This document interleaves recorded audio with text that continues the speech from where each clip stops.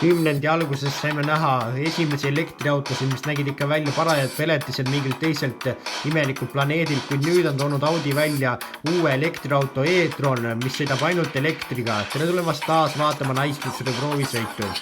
Tal on 2 elektrimootorid, annavad need e-tronile piisavalt võimsuse, et sõita nullissani nagu sportauto. Ja tal on uus elektriline täisveosüsteem ja saab valida automaatrežiimi, mis järel reguleerib see regeneratiivset aeglustamist vastavalt siis oludele. Audi ütleb, et üldiselt ei peaks seda e-troni siis laadima igapäevaselt nendes laadimisjaamades, kui tavapärastel sõitudel, aga pikematel sõitudel tuleks seda siiski teha, siis kasutada alalisvooluga kiire laadimisjaama võimsusega 150 kW ja saab teda laadida ka siis vahelduva vooluga ja laadimine võtab siis aega ainult pool tundi.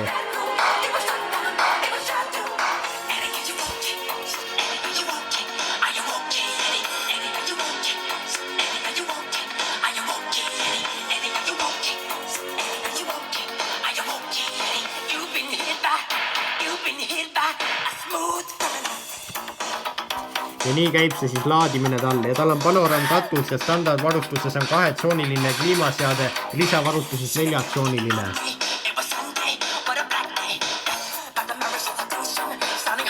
Ja 660 liitrit mahub pagasiruumi, navigatsioon vaatab siis teie viimaseid teekondi ja teeb nende põhjal järeldusi.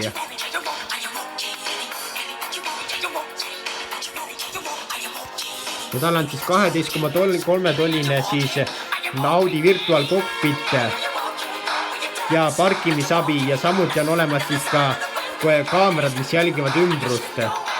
Ja siis Audi Connect abil saab siis teda avada ja lukustada siis nutitelefonist oma rakendusega siis ja tal on 16 kõlariga siis helisüsteem.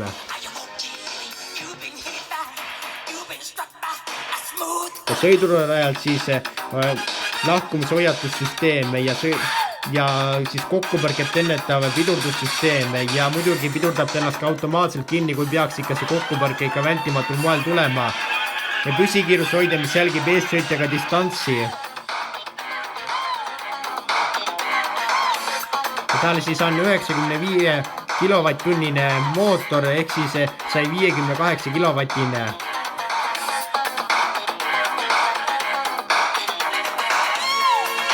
Ja tema hinnad algavad 89 100 €, mis on natukene kallis ja tegelikult ongi nii, et elektriautod pole ikkagi kõigile kättesaadavad veel kahjuks, kuigi hübriidautod on juba levinud massidesse.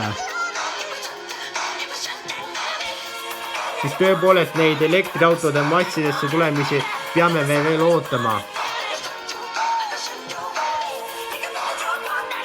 Selline on Audi e-tron. Täiesti pihtast põhjas elektrimaastur, lihtsalt võib-olla natuke kõrge hinnaga, kuid ka praegu on aeg veel selline. Kohtume teiega juba nädala pärast.